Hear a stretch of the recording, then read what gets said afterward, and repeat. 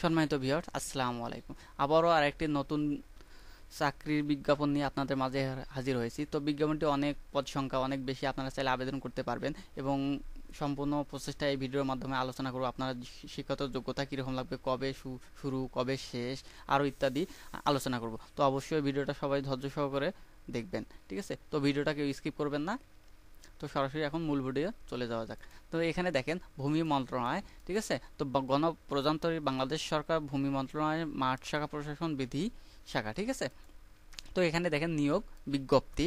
ভূমি মন্ত্রণালয়ের রাজস্ব খাতভুক্ত ব্যবস্থাপনা বিভাগের নিয়োগযোগ্য শূন্য পদের বিপরীতে জাতীয় বেতন স্কেল 2015 এর 14তম গ্রেডের নিম্নত স্থায়ী পদে সরাসরি জনবল নিয়োগের লক্ষ্যে পদের পার্শ্ববর্ণিত শর্ত প্রকৃত বাংলাদেশের নাগরিকদের হাতে নিকট হতে অনলাইনে এই ওয়েবসাইটে গিয়ে বা এই ঠিকানায় গিয়ে আপনারা আবেদন করতে পারবেন, ঠিক আছে? অনলাইন ব্যতীত কোনো আবেদন গ্রহণযোগ্য করা হবে না, ঠিক আছে? আপনারা চাইলে যদি আপনারা সরাসরি যোগাযোগ করেন, ওরা কিন্তু আবেদন গ্রহণ করবে না, ঠিক আছে? আপনাকে অবশ্যই সরাসরি যোগাযোগ করতে হবে, ঠিক আছে? তো এখানে দেখেন পদের নাম সার্ভে আর গ্রেড 14, বেতন স্কেল 10,200 টাকা থেকে শুরু করে 24,680 টাকা পর্যন্ত, ঠিক আছে? পদ সংখ্যা 281 জন। অনেকগুলা পদ সংখ্যা, আপনারা চাইলে আবেদন করতে পারবেন, অনেকগুলা নিবে, ঠিক আছে? শিক্ষাগত যোগ্যতা লাগবে আপনার কোনো স্বীকৃত কারিগরি শিক্ষা বোর্ডের অধীনে সার্ভে ইনস্টিটিউট হতে 4 বছর মেয়াদী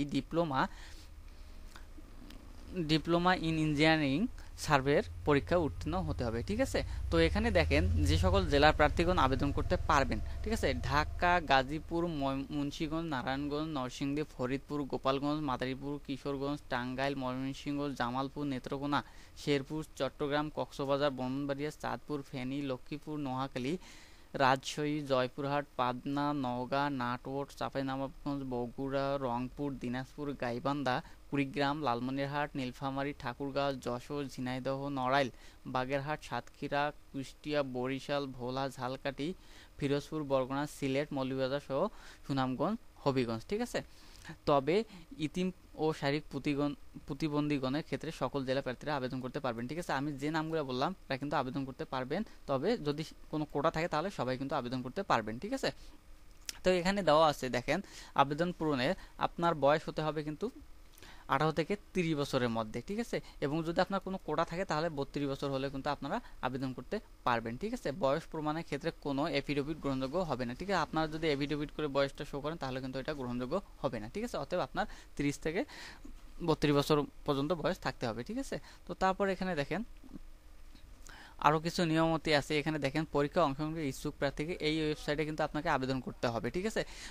অনলাইন আবেদনপত্র পূরণ এর আবেদন ফি জমা দেওয়ার শুরু তারিখ 8/2, ঠিক আছে? অলরেডি শুরু হয়ে গেছে, আপনারা কিন্তু আবেদন করতে পারবেন। আর আবেদন শেষ তারিখ হচ্ছে 9/3, মানে 9 মার্চ আপনারা আবেদন শেষ হবে বিকাল 5 ঘটিকা পর্যন্ত, ঠিক আছে?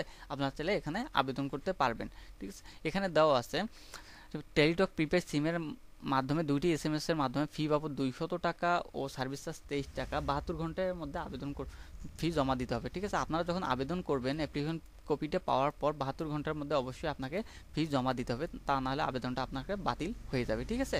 তো বন্ধুরা, এই ছিল আজকের ভিডিও। যদি আরও বিস্তারিত জানার ইচ্ছা থাকে আমি লিঙ্কটি ডিসক্রিপশন বক্সে দিয়ে দেবো, আপনারা ওখান থেকে চাইলে নিয়ে ডাউনলোড করে দেখতে পারেন, ঠিক আছে? তো আজকের মতো বিদায় নিতেছি, আবার পরবর্তী কোনো ভিডিও নিয়ে আপনাদের মাঝে হাজির হব।